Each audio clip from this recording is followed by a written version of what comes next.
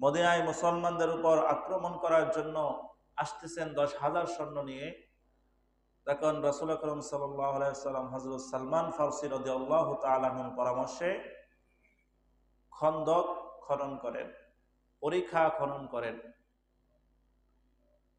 এই বিশাল কাজ তিনি আঞ্জাম দেন সাহাবীদেরকে নিয়ে, রাসূলও সেই কাজে শরীক থাকেন। নিজ হাতে পাথর ভাঙেন এবং মাটি টুকরি মাথায় তোলেন। দীর্ঘ কষ্টের পর যখন তারা 10,000-এর বাহিনী, আমরা দীর্ঘ আলোচনা শুনেছি, 10,000-এর বাহিনী যখন খন্দক পর্যন্ত এসে পৌঁছলেন, তখন তাদের মাথায় হাত যে তারা কাজটা কি করলো, এত বিশাল খন্দক কিভাবে তারা খনন করলো। ইতিপূর্বে মক্কাবাসী এরকম নজির দেখে নাই। তারা হতভম্ব হয়ে পড়লো, এখন কি করা যায়। মক্কা থেকে আমরা এত দূর মদিনায় এসেছি, এখন প্রবেশ করতে যদি না পারি, আমাদের যে উদ্দেশ্য ছিল সেই উদ্দেশ্য যদি বাস্তবায়ন করতে না পারি, তাহলে আমাদের কোনো লাভ নেই। তারা ফিকির করতে লাগলো কি করা যায়। মদিনার 3 দিকেই পাহাড়, একদিকে খন্দক, প্রবেশ করার কোনো উপায় ছিল না। কয়েকজন কাফের যখন চেষ্টা করলো যে খন্দক অতিক্রম করে চলে আসবে, তখন হযরত আলী রাদিয়াল্লাহু তাআলা আনহুর নেতৃত্বে তাদেরকে বর্ষা মেরে, তীর মেরে ওই খন্দকের মধ্যেই হত্যা করা হলো। এই নজির যখন তারা দেখলো যে সামনে এগোনো যাচ্ছে না, মুসলমানরা প্রতিহত করছে, খন্দক ভরাট করা সম্ভব নয়, এত বিশাল খন্দক কিভাবে ভরাট করবে এবং খন্দকের কাজ পর্যন্ত যাওয়া সম্ভব হচ্ছে না, তখন তাদের মধ্যে কূটনৈতিক বুদ্ধি শুরু হলো। তারা চাল চালতে শুরু করলো যে মুসলমানদেরকে এখন কিছু না করে ফিরে যাওয়া মুনাসিব হবে না। কিন্তু তাদের রসদও শেষ হয়ে যাচ্ছিল, খাবার সরঞ্জাম জানিয়ে আসছিল, তা প্রায় শেষের দিকে। এখন বুদ্ধি করলো কি করা যায়। সেই বুদ্ধি থেকে তারা পরামর্শ করলো যে মদিনায় যে ইহুদিরা আছে বনি কুরাইজা, সেই বনি কুরাইজার সাথে আমরা গিয়ে চুক্তি করি, তাদের সাথে আলোচনা করি, দেখা যাক তাদেরকে কোন রকম বুঝ দিয়ে আমাদের দলে নিয়ে আসা যায় কিনা। যদি এটা করা যায় তাহলে আমরা সফল। কিভাবে? বনি কুরাইজা তো মদিনার ভিতরে আছে, ফরিকার ও পাশে, তাহলে তারা ওই দিক থেকে মুসলমানদেরকে আক্রমণ করবে। মুসলমান সকল যখন খন্দকের কাছে আসবে, তখন আমরা খন্দকের ওপার থেকে সবাই যুগে আক্রমণ করে মুসলমানদেরকে মাঝখানে ফিসে ফেলবো, শেষ করে দেব। সেই বুদ্ধি নিয়ে তারা বনি কুরাইজা গোত্রের কাছে গেল। বনি কুরাইজার গোত্রের নেতা ছিল,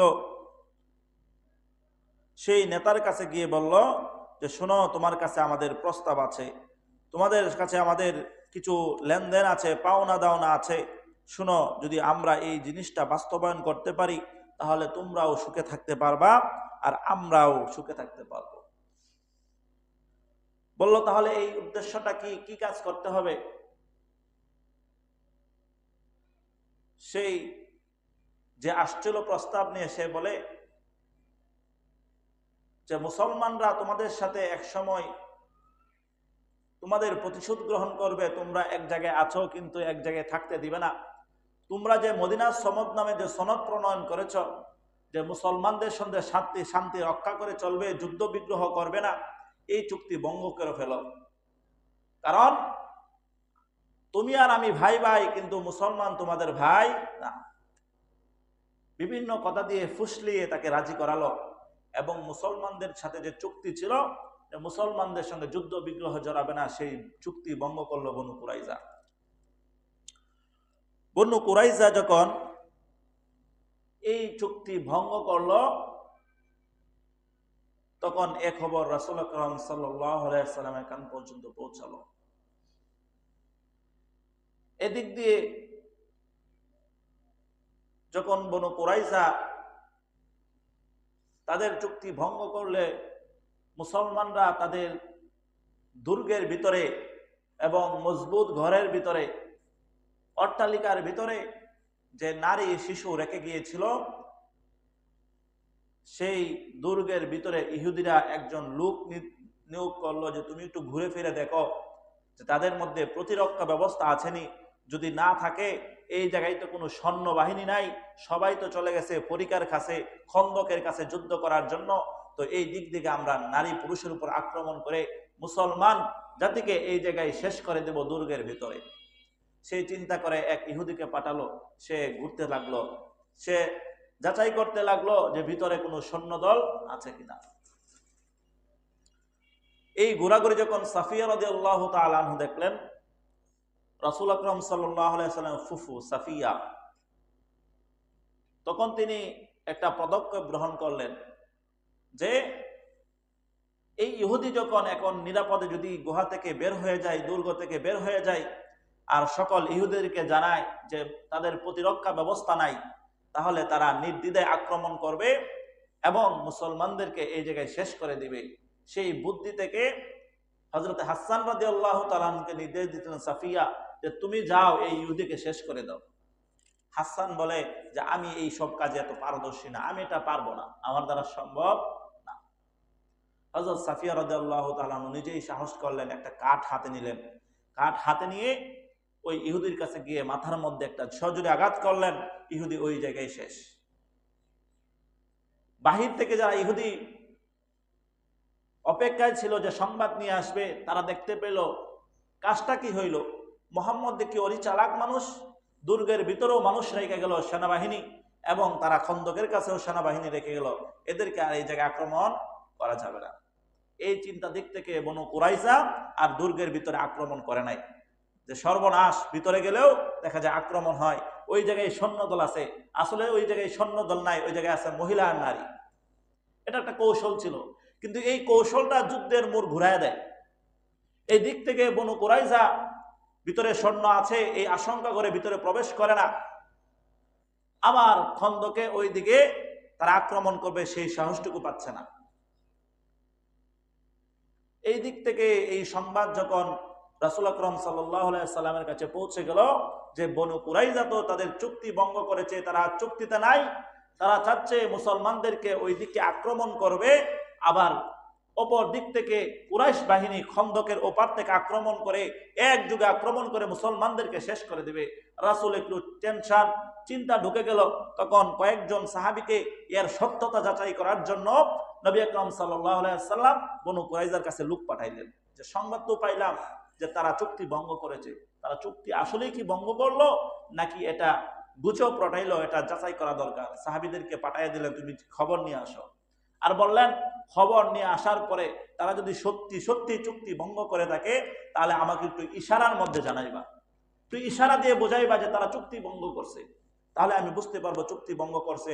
অন্যথায় যে সকল মুসলমান আমাদের সঙ্গে এখন যুদ্ধ করার জন্য আসছে, তারাও ভীত হয়ে যাবে, ভয় পেয়ে যাবে যে তারা চুক্তি ভঙ্গ করেছে, এখন তাদের সঙ্গে পারা যাবে না, এই দিক থেকেও তারা আক্রমণ করবে, অপর দিক থেকেও আক্রমণ করবে, আমরা কুলায় উঠতে পারবো না। এটা ছিল যুদ্ধের কৌশল। রাসূল যখন পাঠাইলেন, তারা গিয়ে দেখলেন সত্যি সত্যি বনু কুরাইজা তাদের চুক্তি ভঙ্গ করছে। তারা আলোচনা করছে যে মুহাম্মাদের সাথে আমাদের কোনো চুক্তি হয় নাই, তাদের সাথে যুদ্ধ করব না এরকম কোনো চুক্তিপত্র হয় নাই, মদিনার সনদ নামে কোনো সনদ ছিল না, আজ থেকে আমরা মুসলমানদের বিপক্ষে যুদ্ধ করব, মুসলমানদের আজকে শেষ করে দেব, এরকম আলোচনা তারা করছে। রাসূলের কাছে সংবাদ আসলো, ইয়া রাসূলুল্লাহ, এই অবস্থা। ইশারা ইঙ্গিতে বোঝানোর পরেও সাহাবায়ে কেরাম এই সব কথা জেনে যান, এবং এই সৈন্যদের মধ্যে, সাহাবীদের মধ্যে যেসব মুনাফিক ছিল, যাদের অন্তরে রোগ ছিল, যাদের অন্তরে ব্যাধি ছিল, তাদের মধ্যে বিভিন্ন কথাবার্তা শুরু হয়ে গেল যে আমরা আর এই কাজ করতে পারি না, কারণ ওই দিক থেকে ইহুদিরা আক্রমণ করবে, আর ওই দিক থেকে বনী নজির আর কুরাইশরা একযোগে আক্রমণ করবে। যখন আমরা মাঝখানে পড়ে যাব, তখন আমাদেরকে নিঃশেষ করে দেবে। ওই দিক থেকে দুর্গের ভিতরে আমাদের নারী পুরুষ আছে, আমাদের মহিলারা আছে, বোন আছে, মা আছে, আমাদের সন্তানরা আছে, তারা এই দুশ্চিন্তায় ভুগতেছিল। তাদের মধ্যে যাদের মধ্যে মারিজ রয়েছে, যারা মুনাফিক ছিল, যাদের ঈমান দুর্বল ছিল, তাদের মধ্যে এই সকল সংখ্যা দেখা দিতে লাগলো। রাসূল সাল্লাল্লাহু আলাইহি ওয়াসাল্লাম চিন্তায় পড়ে গেলেন।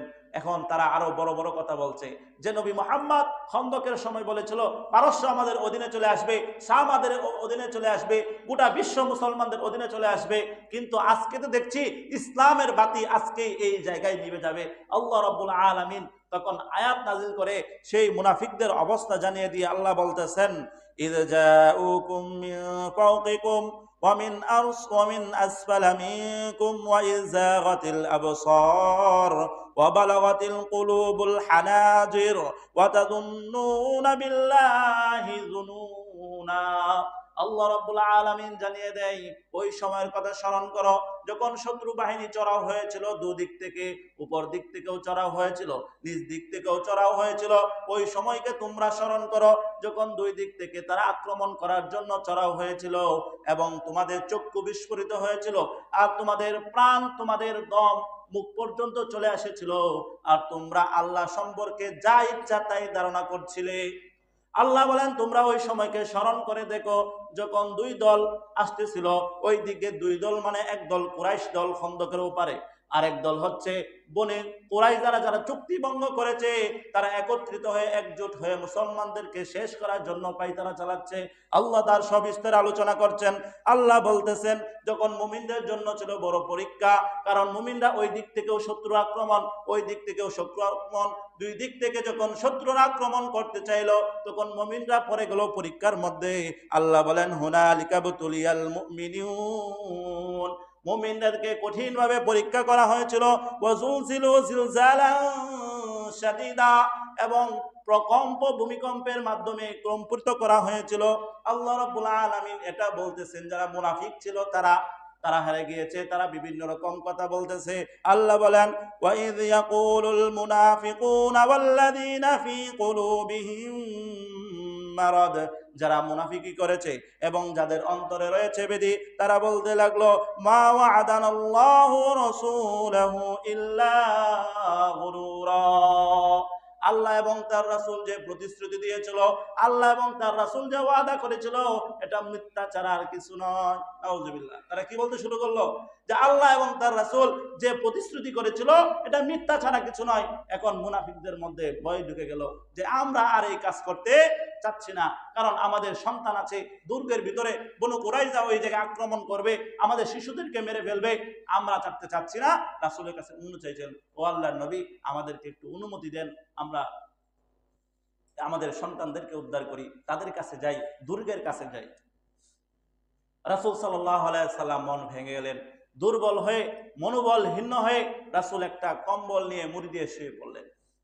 যখন রাসূলের এই অবস্থা দেখলেন যে আল্লাহ নবী স্বয়ং কম্বল মুড়ি দিয়ে শুয়ে পড়লেন, তো সাহাবীদের মনোবল ভেঙে গেল। তাদেরও একটু যুদ্ধের মধ্যে যে আগ্রহ ছিল, আগ্রহ হারিয়ে ফেললেন। রাসূল শুয়ে রইলেন, রাসূল আকরাম সাল্লাল্লাহু আলাইহি সাল্লাম শুয়ে রইলেন।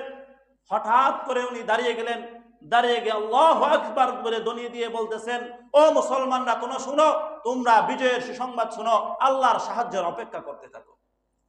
রাসূল সাল্লাল্লাহু আলাইহি সাল্লাম ঘোষণা দিয়ে দিলেন, আল্লাহর বিজয় আসবে, তোমরা অপেক্ষা করতে থাকো। রাসূল এখন যুদ্ধের যে কৌশল, সেই কৌশল অবলম্বন করা শুরু করলেন। রাসূল আকরাম সাল্লাল্লাহু আলাইহি সাল্লাম চিন্তা করলেন, এখন একটা সমঝোতায় আসা দরকার। সমঝোতা কি? যে সমঝোতাটা হচ্ছে যে বনু গাতফান পুত্র, তাদের যে লিডার আছে, বনু গাতফারের লিডার, ওনার সাথে ওয়াইনার সাথে যদি আমরা, ওয়াইনা এবং হারেসের সাথে যদি আমরা সমঝোতা করতে পারি, মনে মনে ভাবতেছেন যদি সমঝোতা করতে পারি তাহলে একটা কাজ হবে। কেন? বনু গাতফান কুরাইশার মধ্যে একটা নির্ভরযোগ্য গোষ্ঠী, তাদেরকে আমরা বলি যে তোমরা তাদের থেকে বিচ্ছিন্ন হয়ে যাও, তাদের সঙ্গে যোগাযোগ করে তাদের সঙ্গে একত্রিত হয়ে হামলা করিও না। এর দ্বারা তোমাদের লাভ কি? মদিনায় যে ফসল হবে তার 1/3 তোমাদেরকে দেওয়া হবে। রাসূল এটা মনে মনে একটা সিদ্ধান্ত নিলেন। আবার সিদ্ধান্ত নিয়ে ওই থামেননি, সাহাবীদের থেকে পরামর্শ নিলেন। উনি দুইজন নির্ভরযোগ্য সাহাবী, সাদ রাদিয়াল্লাহু তাআলা আনহু, দুইজনের নামই সাদ, ওই দুই সাহাবীদের সঙ্গে আলোচনায় বসলেন। ও আমার সাহাবীরা, তোমরা একটু পরামর্শ দাও, এইটা কিভাবে করা যায়। আমি তো সিদ্ধান্ত এরকম নিয়েছি যে তাদেরকে মদিনার 1/3 ফসলের দিয়ে দিব, তারা যেন তাদের সাথে যুদ্ধ না করে, আর তারা যদি ওই দিক থেকে যুদ্ধ না করে, আমরা ওই দিক থেকে কুরাইশের সঙ্গে যুদ্ধ করে বিজয় লাভ করব। হযরত সাদ রাদিয়াল্লাহু তাআলা আনহু বলেন, ইয়া রাসূলুল্লাহ, এই সিদ্ধান্ত কি আল্লাহ রাব্বুল আলামিনের পক্ষ থেকে এসেছে কিনা এটা আমাকে জানান। রাসূল বলেন, না না, এটা আল্লাহর পক্ষ থেকে কোনো সিদ্ধান্ত নয়, আমার মনে উদিত হয়েছে। হযরত সাদ বলেন, ইয়া রাসূলুল্লাহ, আমি এর পক্ষে নয়, কারণ বনু গাতফানের কথা বলছেন, যাদেরকে আজকে কিছু ফসল দিতে চাচ্ছেন। যখন আমরা সকলে মিলে যখন আমরা ঈমান আনি নাই, তাদের সঙ্গে একসঙ্গে মূর্তি পূজা করতাম, তখনই তারা আমাদের থেকে কিছু নেওয়ার সাহস করে নাই। এখন তো আল্লাহর উপর ঈমান আনলাম, সত্য হতে পথে থাকলাম, ইসলাম গ্রহণ করলাম, ঈমানের বলে বলিয়াল হলাম, আজ তারা শস্য দানা কেন তরবারি আঘাত ছাড়া কিচ্ছু পাবে না। এই সিদ্ধান্ত প্রত্যাহার করুন। আর যদি মনে করেন আল্লাহর পক্ষ থেকে আমরা মাথা পেতে নিলাম, আর যদি মনে করুন আমাদেরকে বাঁচানোর জন্য, আমাদের সন্তানদেরকে বাঁচানোর জন্য, আমাদের স্ত্রীদেরকে বাঁচানোর জন্য, তাহলে এই সিদ্ধান্ত বাদ দিয়ে দিন, আমরা যুদ্ধ করে তারপর বিজয় ছিনিয়ে নিয়ে আসবো। রাসূলের এই সাদ রাদিয়াল্লাহু তাআলা এই পরামর্শ রাসূল গ্রহণ করলেন, রাসূল সিদ্ধান্ত নিলেন এটা করা যাবে না। ওই দিক থেকে আল্লাহর নুসরত শুরু হয়ে গেল। বনু গতফান গোত্রের আরেক নেতা নাম নাঈম, সেই নাঈম রাসূল সাল্লাল্লাহু আলাইহি সাল্লাম দৌড়ে আসলেন, ইয়া রাসূলুল্লাহ, আপনি আমাকে কিছু একটা কাজে লাগান। তো বলে, তুমি তো মুসলমান না। ইয়া রাসূলুল্লাহ, আমি ইতিপূর্বে অনেক আগে মুসলমান হয়ে গেছি, কিন্তু মানুষের কাছে প্রকাশ করি নাই। আমার জাতি জানে না আমি মুসলমান, সুতরাং আমাকে আমার কোনো ভূমিকা থাকলে, আমার কোনো কাজ থাকলে আমাকে দিতে পারেন। রাসূল তখন একটা কৌশল অবলম্বন করলেন, তখন পাঠালেন, তুমি বনু কুরাইজার কাছে যাও, গিয়ে বনু কুরাইজা আর ওই দিক থেকে বনি নাজির এবং কুরাইশা যারা আক্রমণ করতে আছে, তারা যে সংঘবদ্ধ হয়েছে যে মদিনার ভিতরে আক্রমণ করবে বনু কুরাইজা, অপর দিক থেকে খন্দকের অপর থেকে আক্রমণ করবে বনি নাজির আর হচ্ছে কুরাইশ গোত্র। তো তুমি দেখো তাদের মধ্যে ফাটল তৈরি করতে পারো কিনা, প্রত্যেক গোত্রে গোত্রে ভেদাভেদ সৃষ্টি করতে পারো কিনা। যদি তাদের মধ্যে ভাঙন তৈরি হয়ে যায়, তাহলে আমাদের বিজয় নিশ্চিত হবে। আমরা এক পক্ষের সঙ্গে যুদ্ধ করব, আরেক পক্ষ আমাদের কাছে এমনিতেই চলে আসবে। ওই নাঈম রাদিয়াল্লাহু তাআলা আনহু চলে গেলেন বনু কুরাইজার কাছে, গিয়ে বললেন, ও সগোত্র ভাই, তোমাদেরকে তো আমরা মহব্বত করি, তুমি তো জানো তোমাদের প্রতি ভালোবাসা আমাদের আছে। আমি শুনলাম তোমরা নাকি তোমাদের চুক্তিপত্র ভঙ্গ করেছো, ভঙ্গ করার পরে তাদের সঙ্গে তোমরা মিত্রতা করেছো। এখন তোমাদের কি মনে হয় না যদি কোনো কারণে মুসলমানরা বিজয় লাভ করে, তাহলে তোমাদেরকে এই মদিনায় থাকতে দিবে? তোমাদের কি মনে হয় না তোমাদেরকে মদিনায় থাকতে দেওয়া হবে না, তোমাদেরকে বের করে দেওয়া হবে? আর একটা কথা শোনো, ওই কুরাইশের দল মক্কা থেকে এসেছে, তারা স্ত্রী সন্তান নিয়ে আসে নাই, ঘর বাড়ি নিয়ে আসে নাই, তারা যুদ্ধে হারলেও থাকবে, না হারলেও চলে যাবে, তাদের কোনো আসে যায় না। কিন্তু তোমাদেরকে সদা সর্বদাই মদিনায় থাকতে হবে, মনে রাখবা, পরে কিন্তু তোমাদের দুঃখের সময় বিপদের সময় তারা পাশে থাকবে না। এইসব কথা বলে তাদেরকে উস্কানি দিল। তখন বললো, কথা তো ঠিকই। বললো, তুমি তো আমাদের নেতা, তুমি আমাদেরকে একটা পরামর্শ দাও, কি করা যায়? নাঈম রাদিয়াল্লাহু তাআলা আনহু বলে যে, শোনো, একটা সুন্দর পরামর্শ দেই, এই কাজটা কি করবা? তাদের কাছে, কুরাইশের কাছে তোমরা কিছু মানুষ জামিন চাইবা, যে আমাদের কাছে কিছু মানুষ জামিন রাখেন, কারণ তোমাদের উপর পরিপূর্ণ আস্থা রাখা যায় না। তোমাদের দুঃসময়ে আমরা এখন সাহায্য করব, পরবর্তীতে তোমরা যদি বিজয় লাভ করতে না পারো, মুসলমান আমাদেরকে শেষ করে দেবে। আমাদের কাছে কিছু লোক জামিন দিয়ে যাও, যা আমরা পরবর্তীতে ব্যবস্থা গ্রহণ করতে পারি। আবার নাঈম রাদিয়াল্লাহু তাআলা আনহু কুরাইশ ওই পাশে চলে গেলেন, গিয়ে বনি নাজিরকে বোঝালেন, কুরাইশ দলকে বোঝালেন, ও আমার কুরাইশ বন্ধুরা, তোমরা মক্কার লোক হতে পারো, কিন্তু তোমাদেরকে জাতি ভাই হিসেবে আমি মহব্বত করি। তবে শুনো একটা কথা, যে কি, বনু কুরাইজা তো চুক্তি ভঙ্গ করেছিল, এখন ভয়ঙ্কর ষড়যন্ত্র করেছে। যে কি ষড়যন্ত্র? যে তারা ষড়যন্ত্র করেছে যে তোমাদের কাছে কিছু মানুষ জামিন চাইবে, চাওয়ার পরে ওই লোকগুলাকে মুহাম্মাদের বাহিনীর হাতে তুলে দিবে। তারা এই প্ল্যান করেছে, নতুন করে আবার চুক্তিতে আবদ্ধ হয়েছে মুসলমানদের সঙ্গে। কথাই নাকি কাহা, যদি বিশ্বাস না হয় আমার কথা, একটু পরীক্ষা করে দেখেন। এই দুই জাতির কাছে, দুই দলের কাছে একটু পেস্ট লাগাই দিল। পেস্ট লাগানোর পর যখন যুদ্ধ করার জন্য উদ্বুদ্ধ হলো, কুরাইশ দল ওদের কাছে চিঠি প্রেরণ করলো যে তোমরা এখন আক্রমণ করো, আমরাও আক্রমণ করছি। বনু কুরাইজা বলে, না না না, আমরা এত সহজে আক্রমণ করছি না। আজকে শনিবার, ইহুদিদের নিয়ম হচ্ছে আমরা শনিবার আক্রমণ করি না, যুদ্ধ বিগ্রহ করি না, হামলা মামলা করি না। ওইদিকে আমরা ভালো থাকি, সাধু থাকি, যেমন আমরা শুক্রবারে অনেক কিছু করতে চাই না। তাদের কাছে শনিবারটা ছিল প্রাধান্য, যে শনিবারে আমরা কিছু করতে চাই না। আরেকটা কথা, তোমরা যদি আমাদের দ্বারা যুদ্ধ করাতে চাও, তাহলে তোমাদের কিছু লোক আমাদের কাছে জামিন রাখো, যেন পরবর্তীতে কাজে লাগে। কুরাইশা কয়, কথা তো ঠিক, নাঈম যা বলে গেছে কথা তো ঠিক, আমাদের লোক তো মুহাম্মাদের হাতে তুলে দিব। এই কথা সন্দেহ সৃষ্টি হয়ে গেল, তারাও লোক দেয় না, আবার তারাও জামিন লোক চায়, তাদের মধ্যে ফাটল সৃষ্টি হয়ে গেল, ভাঙন সৃষ্টি হয়ে গেল। তারা যুদ্ধ করতে যাচ্ছে না। রাসূল আকরাম সাল্লাল্লাহু আলাইহি সাল্লাম যখন তাদের মধ্যে ফাটল সৃষ্টি হয়ে গেল, আল্লাহ রাব্বুল আলামিনের কাছে দোয়া করতে লাগলেন, আল্লাহর কাছে সাহায্য চাইতে লাগলেন, ইয়া আল্লাহ তুমি আমাদেরকে সাহায্য করো। আল্লাহ রাব্বুল আলামিনের সাহায্য চলে আসলেন। আল্লাহ রাব্বুল আলামিন জানায়া দেয়, ইয়া আইয়ুহাল্লাযীনা আমানু যকুরু নি'মাতাল্লাহি আলাইকুম إذ جاءتكم جنود فأرسلنا عليهم ريحا جنودا لم تروها وكان الله بما تعملون بصيرا। হে ঈমানদারের দল, তোমরা ওই সময়কে স্মরণ করো যখন আল্লাহ রাব্বুল আলামিন তোমাদেরকে নুসরত দান করেছিলেন, যখন দুইটি দল তোমাদের প্রতি চড়াও হয়েছিলেন এবং অনেক সৈন্যদল পাঠিয়েছিলেন। তখন আমি আল্লাহ রাব্বুল আলামিন আমার পক্ষ থেকে সৈন্যদল পাঠালাম, আমি বাতাস প্রেরণ করলাম, আমি ফেরেশতার বাহিনী প্রেরণ করলাম, আমি তোমাদেরকে সাহায্য করলাম। ওই সময়কে স্মরণ করো। ওয়া কানাল্লাহু বিমা তা'মালুনা বাসীরা।